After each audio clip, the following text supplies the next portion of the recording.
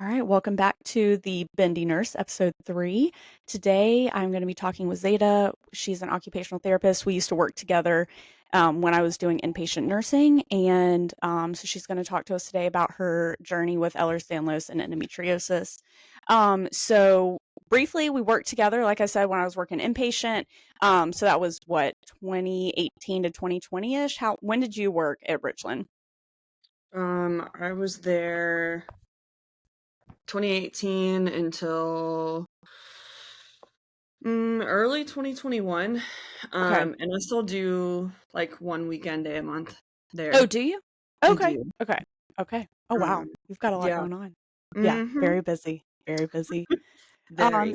Yeah, so tell me, I guess, just kind of talk about like so I guess, we're going to talk today about both Ehlers-Danlos and endometriosis, also how your work as an occupational therapist kind of goes hand in hand with all of that.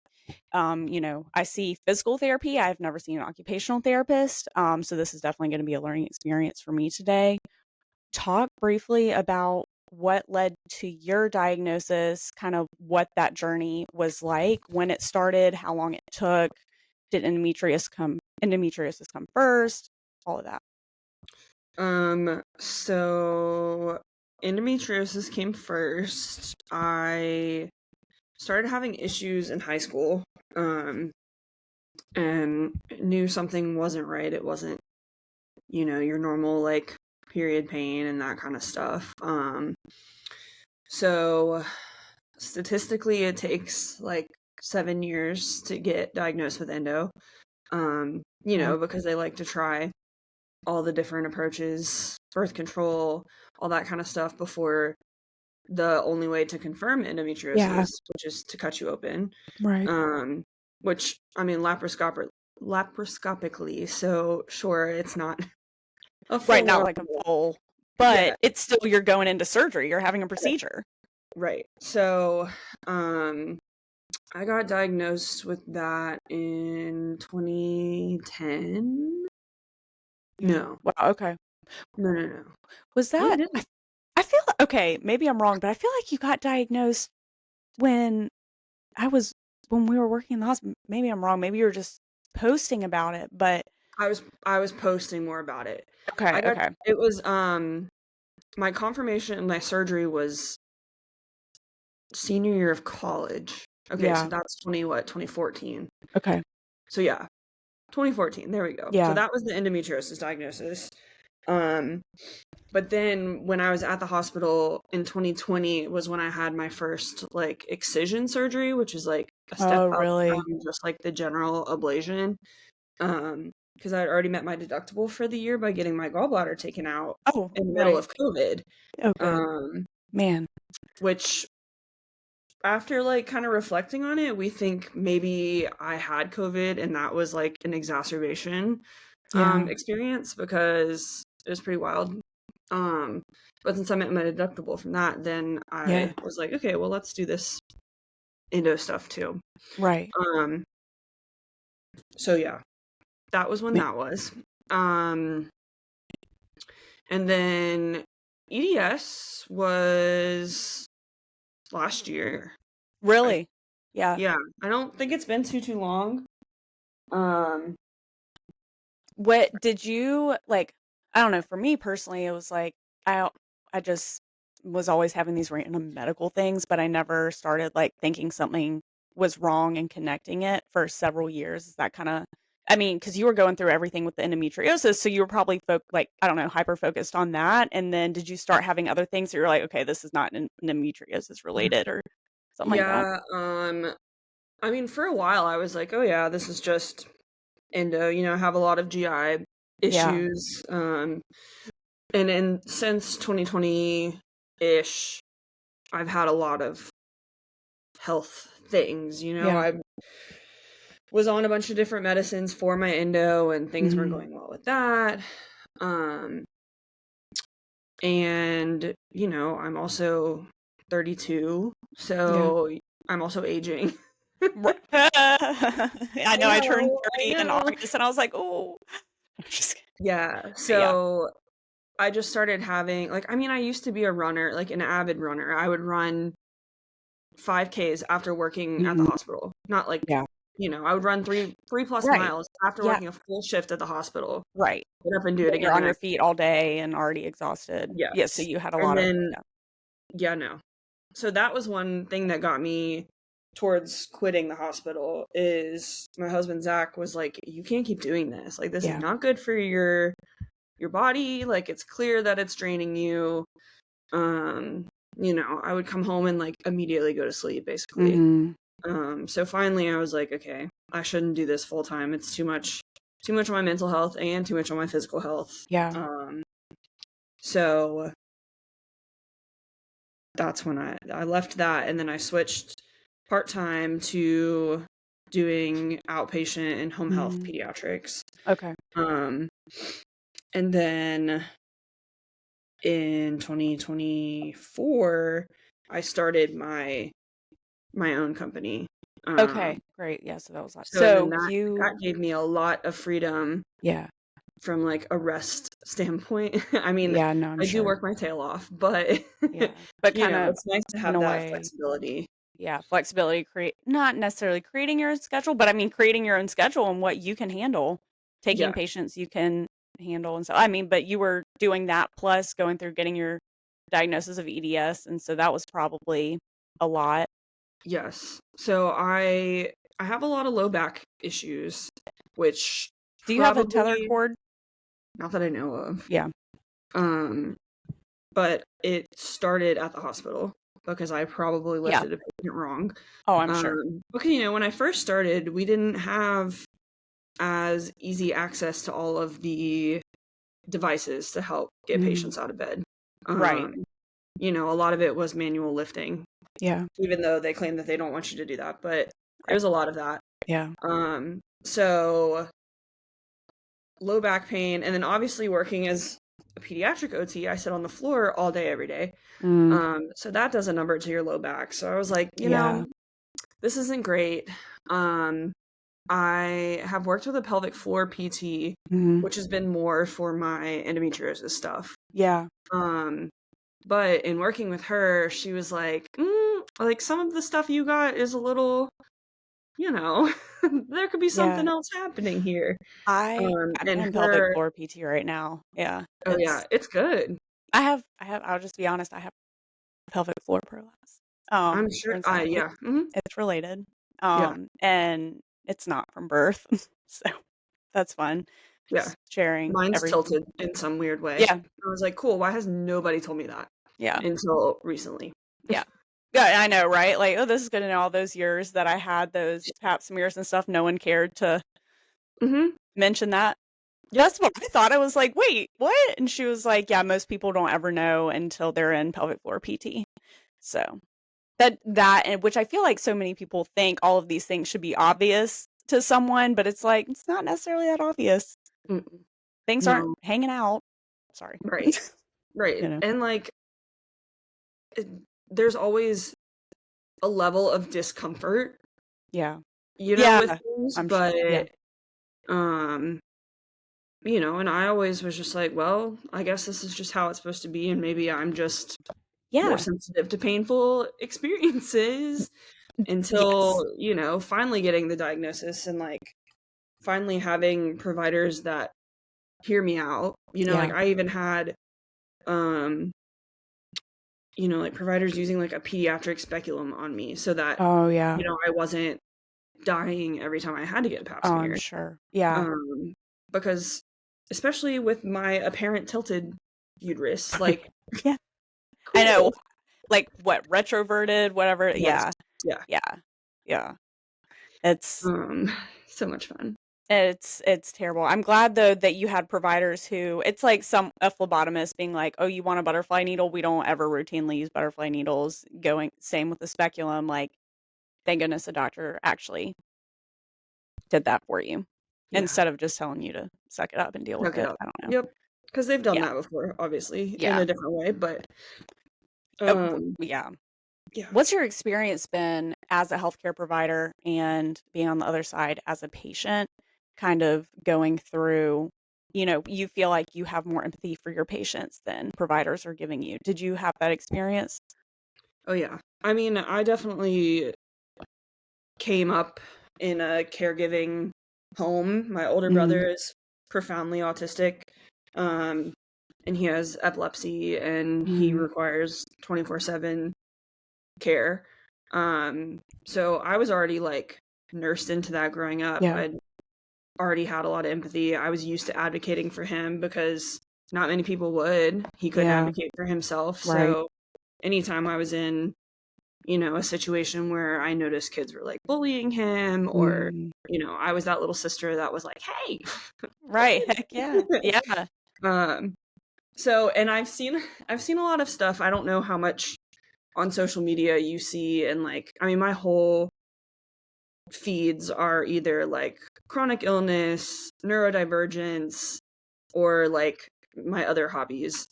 Right, Um, right.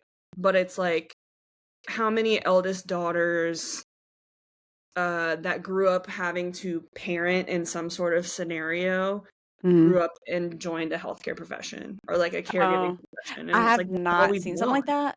Right, yeah. Yeah, no, I did see something about, like, eldest daughter syndrome or something like that, just talking about yeah. Yeah, Yeah, no, it's kind so of that's freaky fun.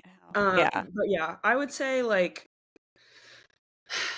I definitely am more encouraging to patients to like advocate for themselves, and I'm not as quick to be like, ugh, like you're just Yeah. being lazy, or you're just Right. making it up, or you just have a low pain tolerance. Yeah. Because I mean, you get someone like me that goes to the hospital. I used not used to, but there's been a few times that I've gone to the ER for pain Mhm. that I could not get under control. And Yeah. like, you know, for someone who has a chronic pain, multiple chronic pain conditions now, Mhm.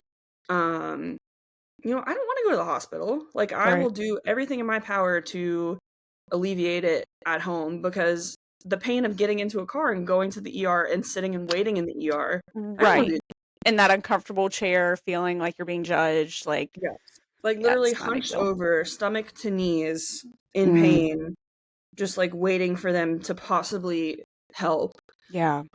I feel like a lot of females especially, but a lot of people who have these kinds of chronic pain conditions just get labeled as, drug seeking, or and you know what? It's not even that I don't want any kind of drug. Like if I Yeah. could do it all holistically and naturally, Mhm.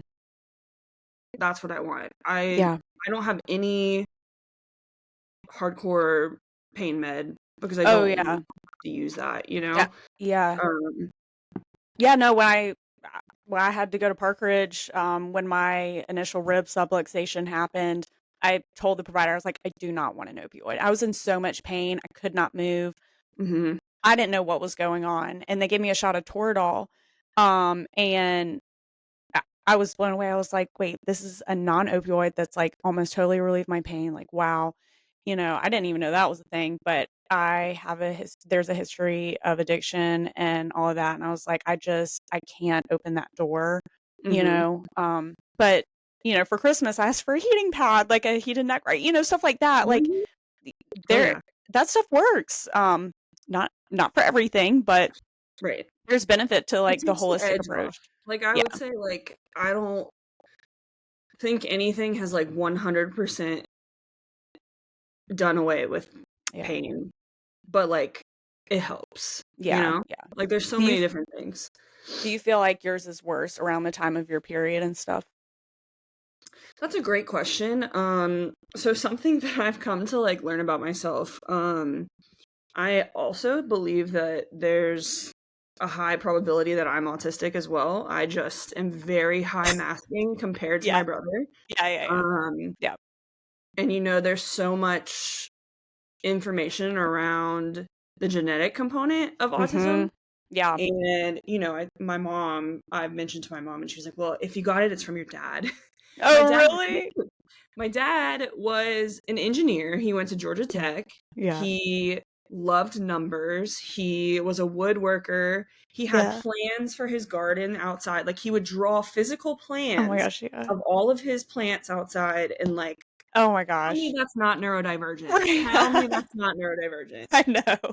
So, um, That's hilarious. The so plants, I circling love that. back, yeah, I mean, this man, and then Right. so he passed in 2021, and going Yeah. through all of his stuff in our basement, the man saved all of his Total Wine receipts No, no, from no. 1990s. Like, this man has all of these. I'm like, what are we Oh, doing with all cannot this let stuff? go. But then Oh my here gosh. I am with all these little trinkets, and like, Yeah.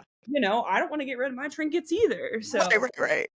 but Yeah, you anyway, see why I have the background. That's for a reason. Yeah. that makes sense. This is Yeah. the neatest room in the house. So, That's right. if I had you in our like little game area, you would see everything. Right. But Yeah. so back to what you were asking, I personally think I have a pretty poor sense of my body awareness, like Mm-hmm. interoception, telling that I'm hungry, or telling that I have to go to the bathroom, or how something makes me feel, or how my body feels in relation to an action. I have a really hard time figuring that out, Yeah. drawing connections. Yeah. And I think some of it is probably, you know, trauma related Hmm. and my upbringing, that I just toughed out a lot Yeah. of things because I didn't want to be the problem. I wanted to, help take care of everybody else. And, Right. I didn't want to be, I liked being the center of attention, but not in that kind of way. Yeah. Yeah. Yeah. um, so I really struggle to be like, "Oh, I ate this," and immediately, like, didn't feel good. Like, I Hmm. have a hard time, I already have, like, dietary restrictions, but, Do you? Yeah. um, it's just very hard for me to, like, tune into my body, which Yeah. is funny because I teach children. I know. Yeah. Right. Yeah. It's Hey, so it's funny. easy to give out advice, hard to take it.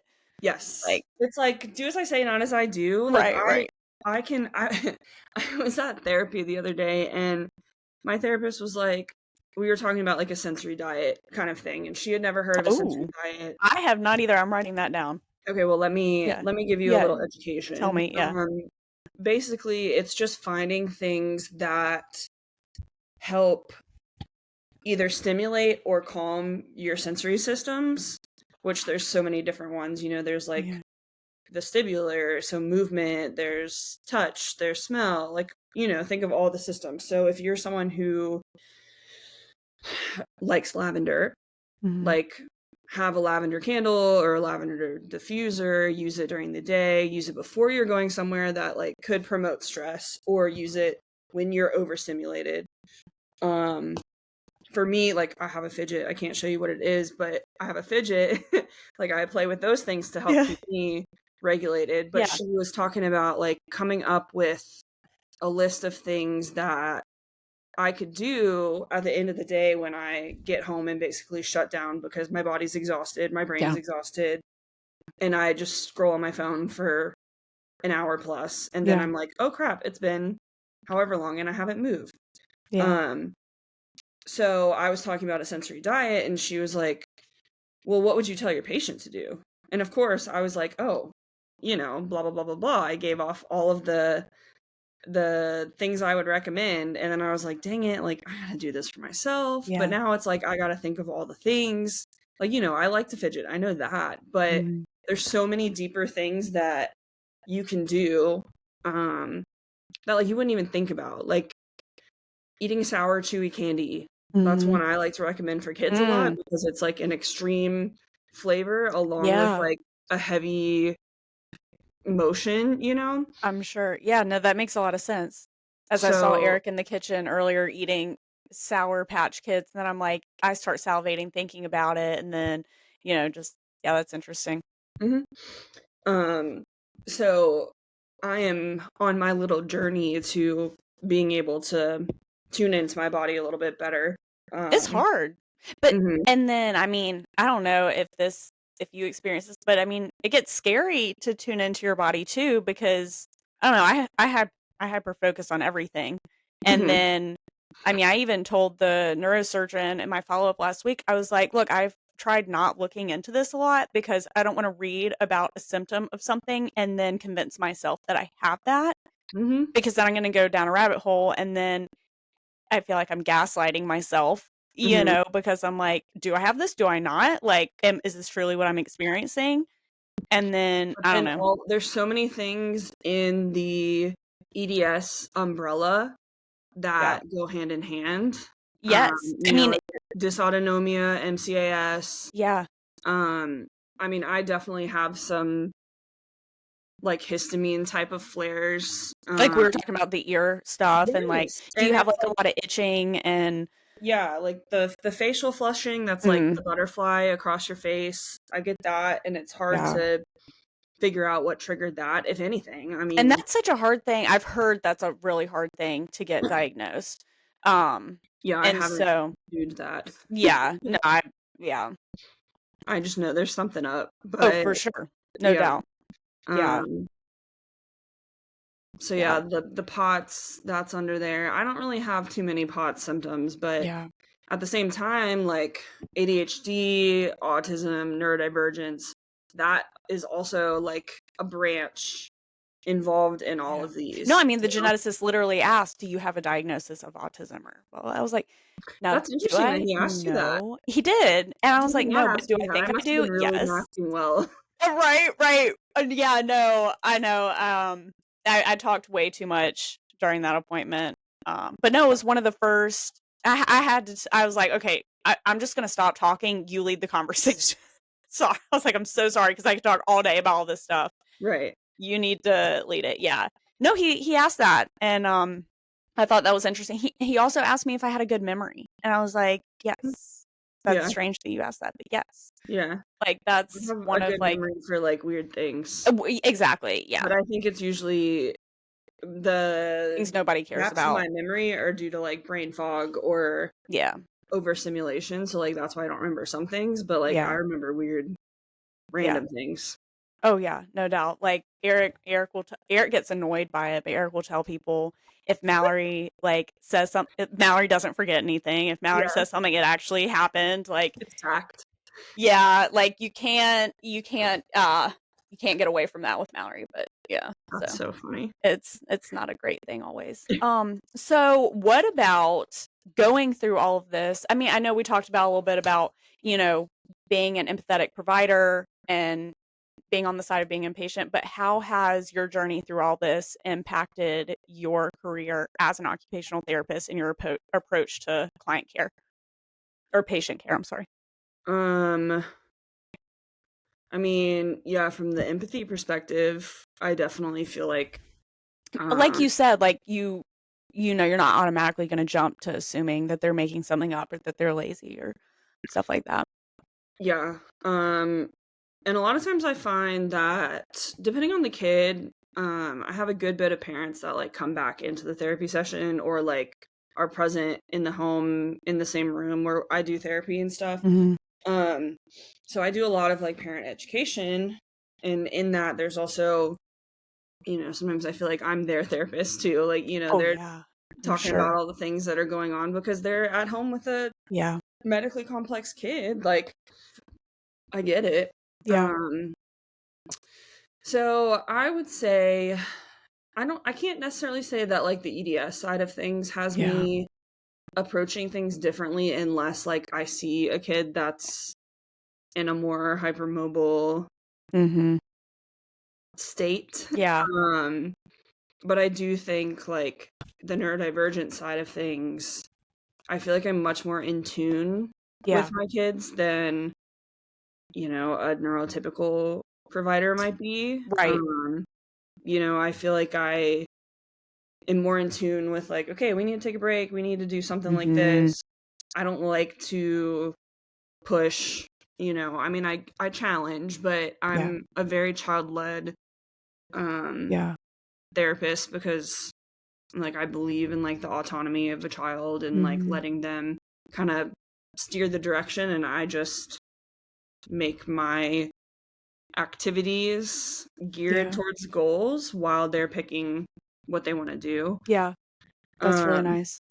yes, and there's a lot of people who don't do that, and Oh, I'm sure. there's a lot of forceful things that Yeah. happen in a therapy standpoint for especially autistic kids. I'm sure, yeah. And that's why I like try really hard to be the complete opposite. Right. So, Yeah. which obviously I have a few kids that I'm like, "Ooh, you could have EDS," Yeah, yeah. how they sit in their chair, or like, Uh-huh. I have some kids that W sit, and I know you're a fairly new mom, so like W Yeah. sitting is one of those things that you probably hear on parent pages, like, don't let your child W sit, like they might have autism if they W sit. Really? I haven't heard that. Oh, No. well, I'm I glad. try to stay off a lot of social media because it's really bad for me. Yeah, that's Yeah. very fair. Yeah.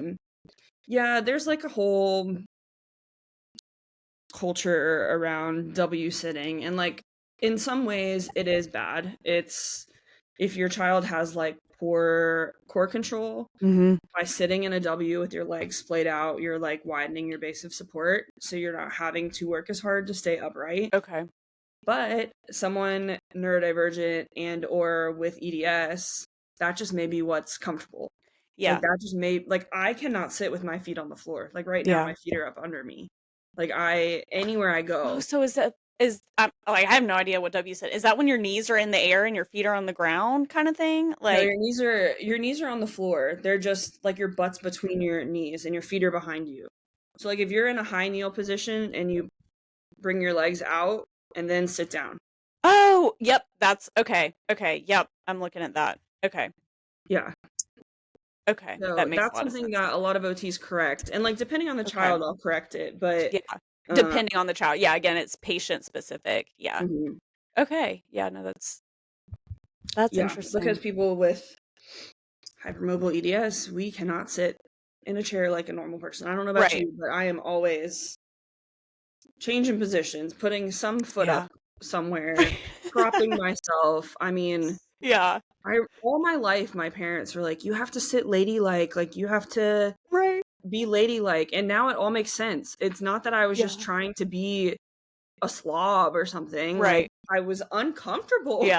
No, Nothing that's was why making me school is comfortable. really hard because you have to sit in your chair all day, and my I think nephew's about homeschooled, and it's like so many things that could have helped my academic success yeah. all across the lifespan Yeah. because I never had any accommodations. You didn't. Yeah. No, and I think I probably would have had much better grades if I Yeah. did. Yeah. I mean, I know some ADHD plans specifically, like, every hour for at least 5 minutes, get up, do an activity, go Mhm. back, and yeah, there was I I mean, know even, growing like, up. not chewing gum, Yeah. like, that's, like, a stem for me too, which Mhm. Dr. Shapiro told me to never I chew knew gum I was again. about to say, he said, "Save your mouth wet for your words, not chewing," or something like that. I have I mean, not chewed gum. I've I'm never proud of been a gum you, chewer. but I I have chew bad TMJ issues, and so I it do always costs too. yeah. This my Oh, jaw pops every time I open my mouth I was fully, about to say, yeah. but I chew gum, and Yeah. No, I'm not I a gum don't know chewer. that I will ever not be able to. Yeah. I really don't, and hard candies is not gonna do it, but he Yeah. did tell No. me not Yeah. to chew gum anymore. Right. Oh, yeah. I was like, "That won't be a problem." And it's like yeah, when Doctor Patel was like, "No skydiving, no horseback riding, no jumping on the trampoline." I was like, "Well, I wasn't planning on going skydiving, and I don't ride horses. Really don't jump on the trampoline, but I do take my son to a trampoline park." And he was like, "You take a 2-year-old to a trampoline park?" I was like, "I know, it's scary. I thought it was terrifying, and then I went, and it's like this tiny thing, and it's" anyways, Yeah. he called me a risk taker. I was like, "Sir, if you only knew me, I have Oh my risk gosh, takers." that's so But funny. yeah, no, so the gum chewing is not a problem for me, but Mm.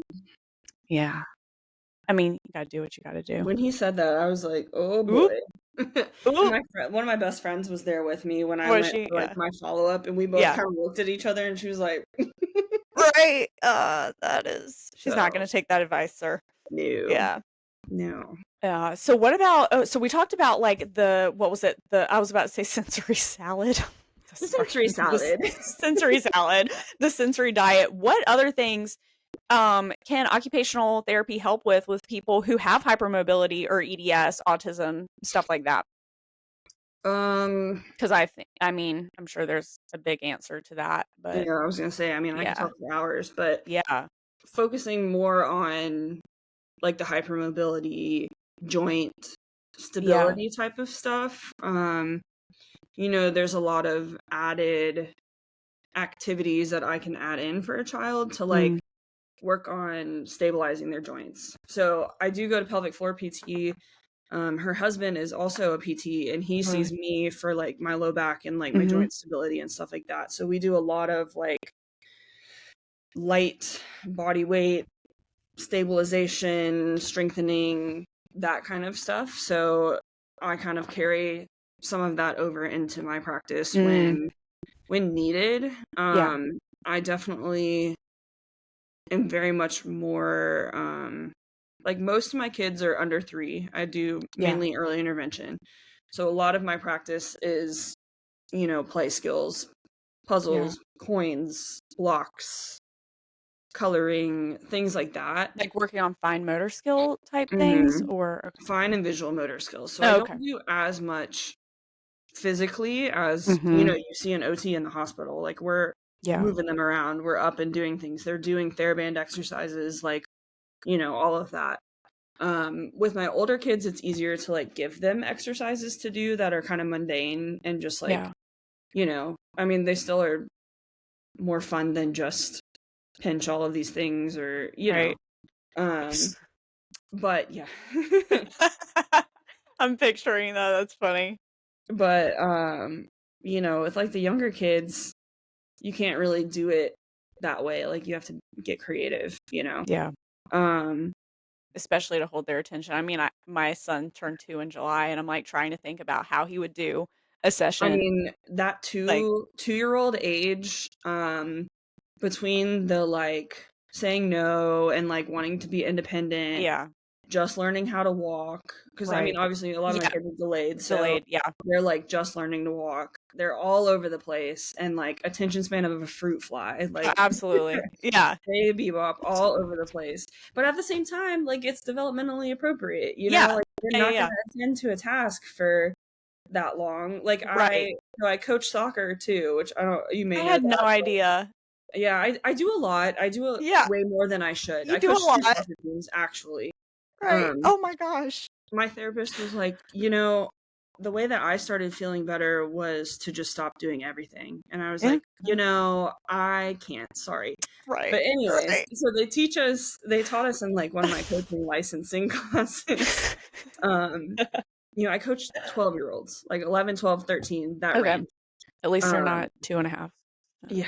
Well, Yeah. I started coaching these girls when they were 8. So I've Okay, been yeah. been with them for a while, but they teach you about like how long to spend talking to them, like at practice between Mm. drills or like when you're giving them feedback. And they say like 30 seconds. They're Oh, like, that's wow. how long their attention span is. And Yeah. then, which obviously these guys aren't like child developmental specialists, but I mean, Right. they're using data and facts and all that. So like even the old kids, like Yeah. they can't attend for that long. So No, yeah. anyways, but I mean, I can always recommend, like splinting or any kind of like joint stabilization stuff or like adaptations. Like I feel like OT is really big on being able to recommend different adaptations for things. Um I can't really think of anything like Yeah. specific in an EDS stance off the top of my head, but Yeah.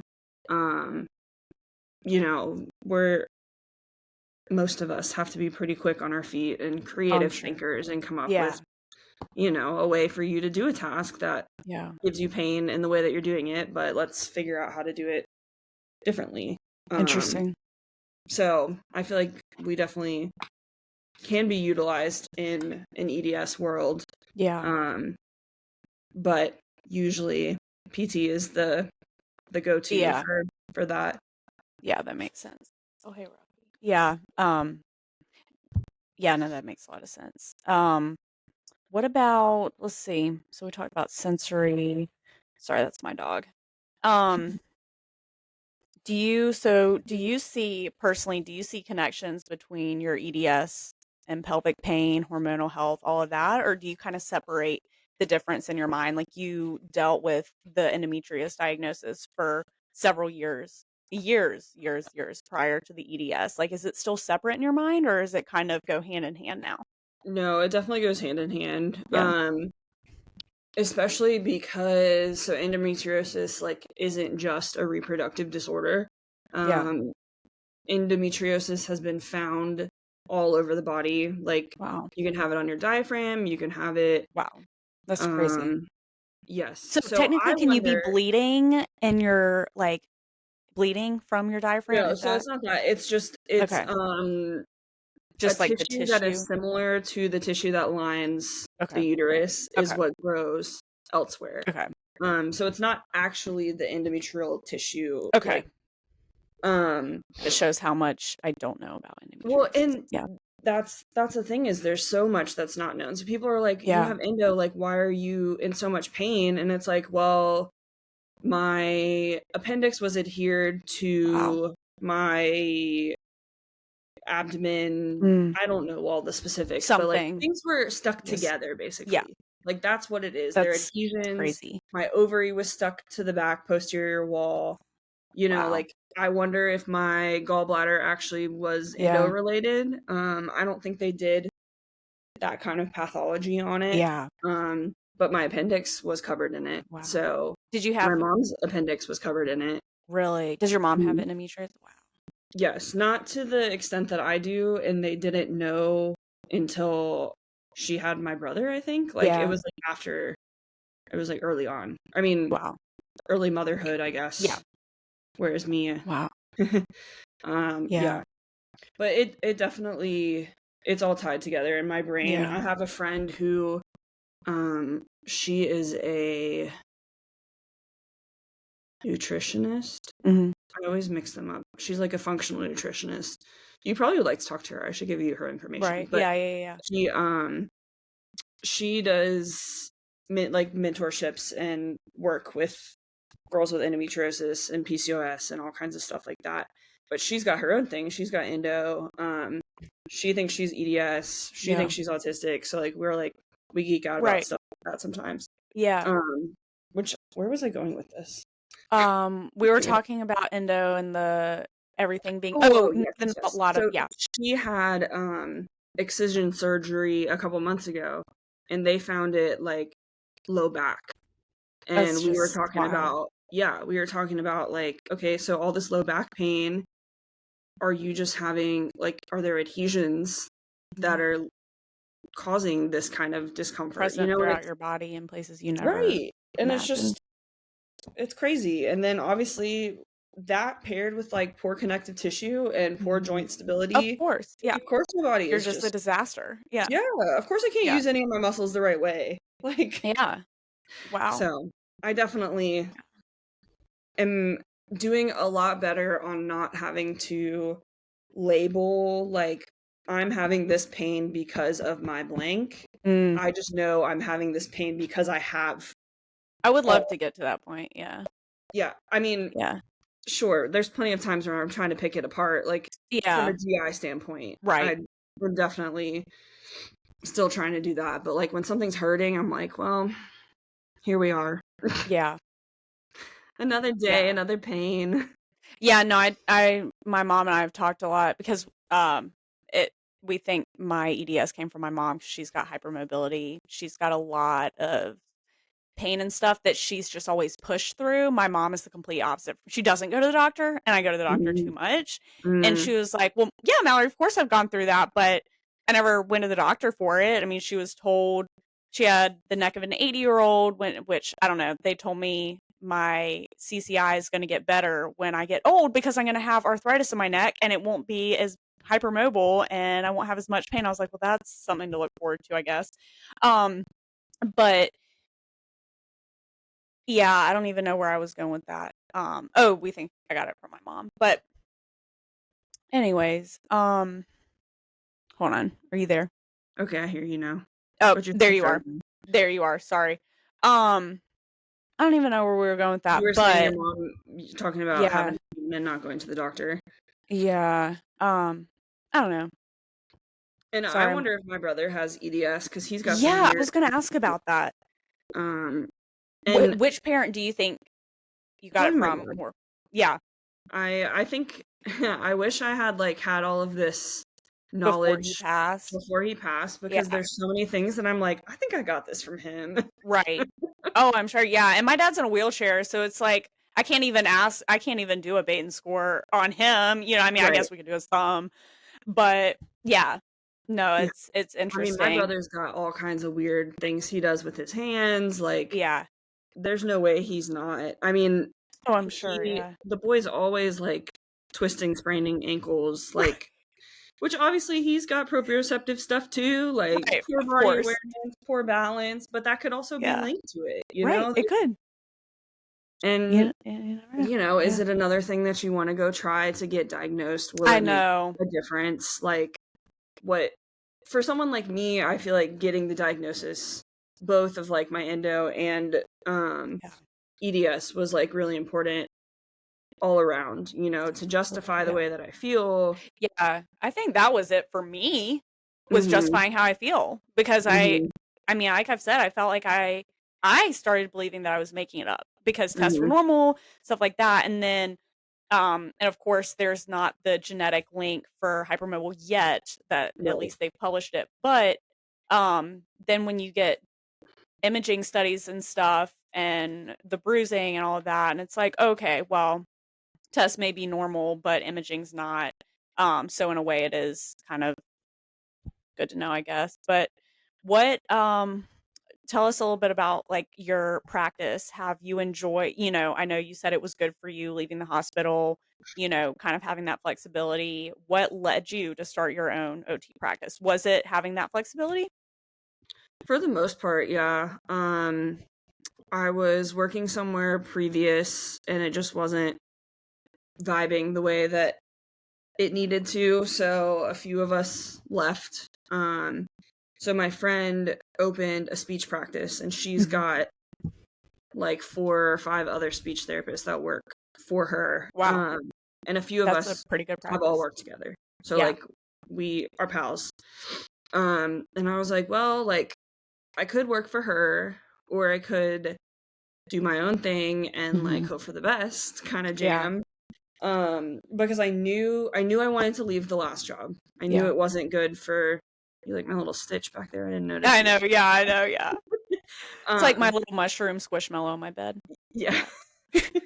um, so I knew I wanted to leave. I knew I couldn't go back to working.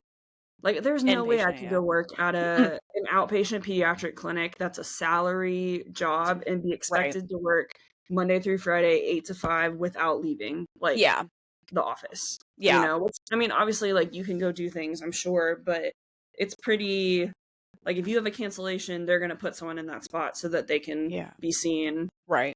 if someone else is gone, all that kinda stuff. So, um, I was like, "You know what? There's such a need for OT, um, Yeah, and I would agree on that for sure, and I get a lot of referrals." I mean, it's just me right now, and I have a wait yeah. list, which Wow. That's I that's see so awesome though. many. It is I awesome, mean, and it I stinks really for the patients, but also awesome for you and your yeah, business. I really, really want to hire. Yeah. It's like in my long-term plan. Yeah. I feel like last year I said maybe next year, and then now here I am, maybe next Yeah. year. I Yeah. feel like next year is probably closer than like it's more realistic. Yeah.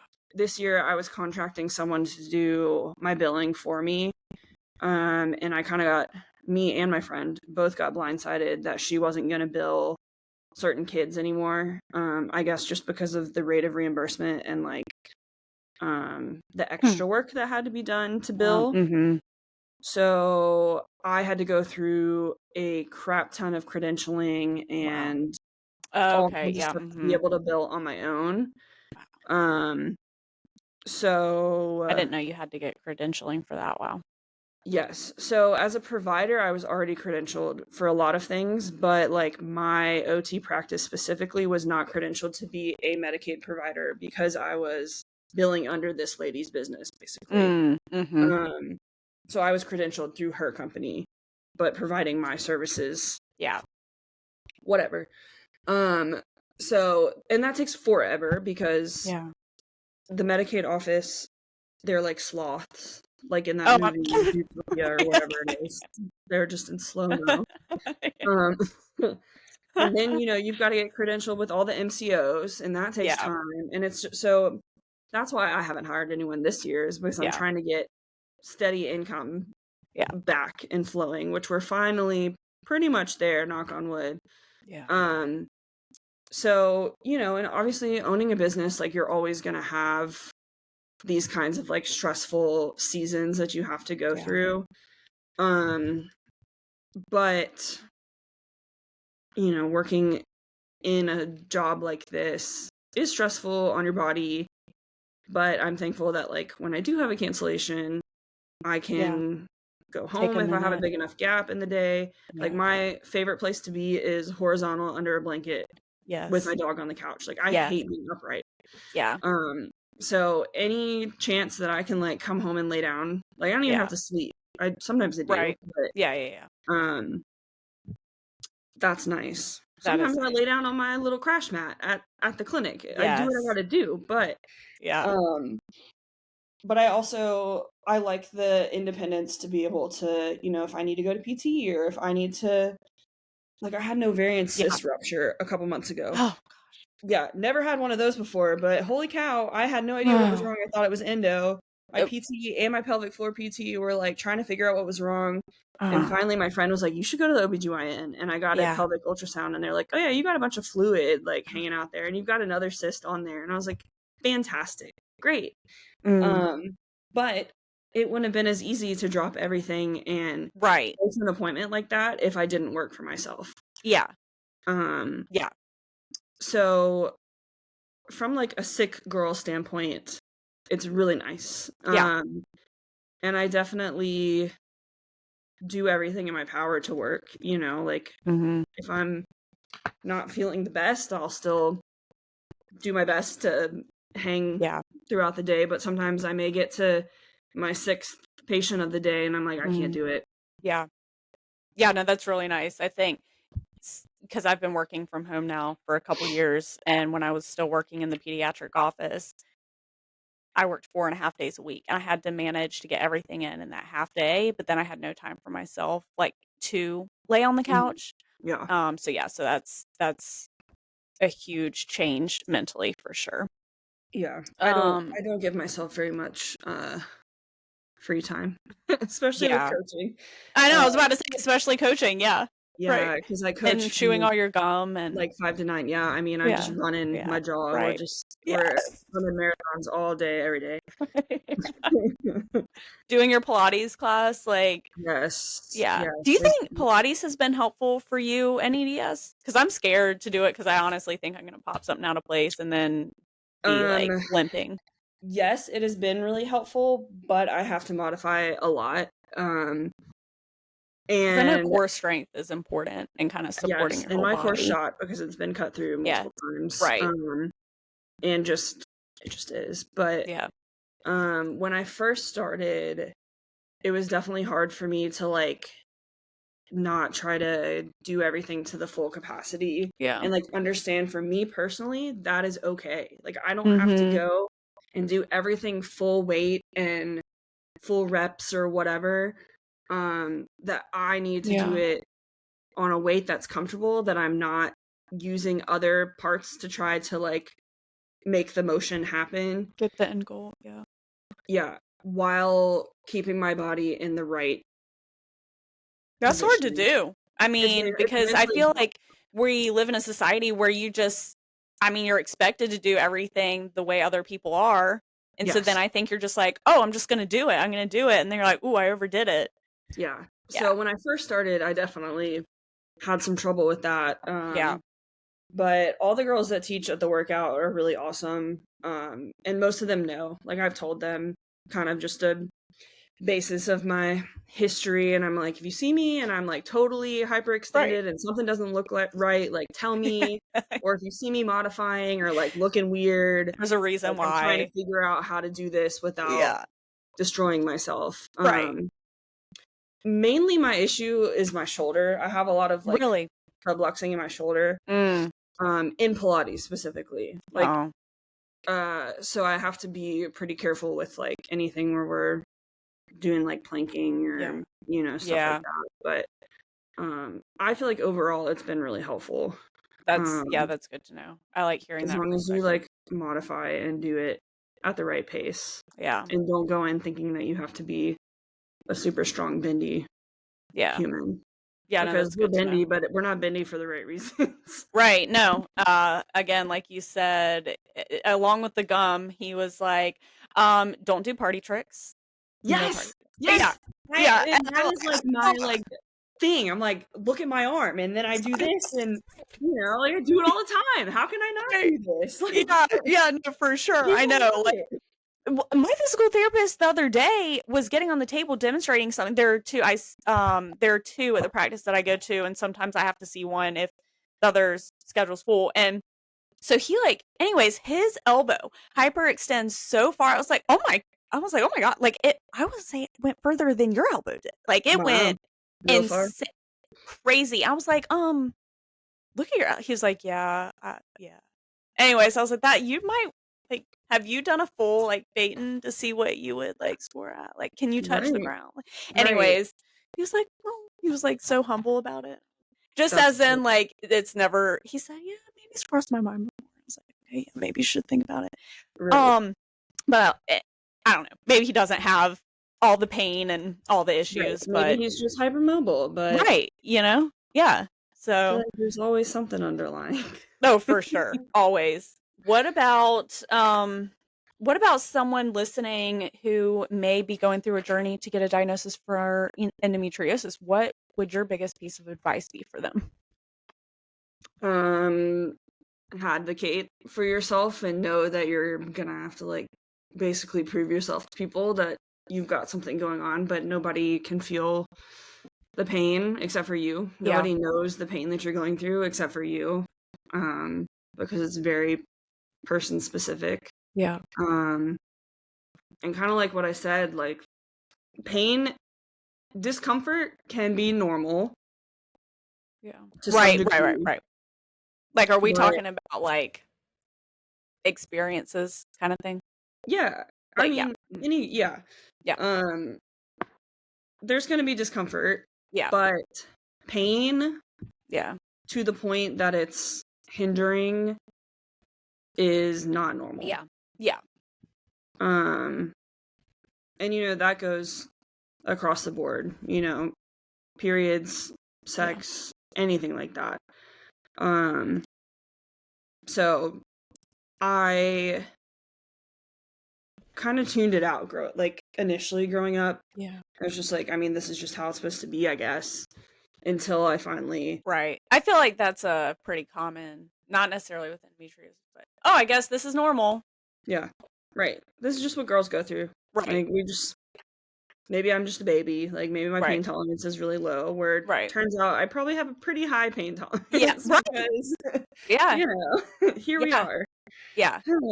I saw a video of someone who has EDS passing a kidney stone recently, and they're like, "Yeah, you don't realize how high your pain tolerance is until you're passing a kidney stone, and then you're like, oh, so it turns out I'm in excruciating pain all the time, and this is my norm." Right. My therapist was talking to me about that because she was recommended to get a sleep study, which I've Mhm. been recommended to get a sleep study too.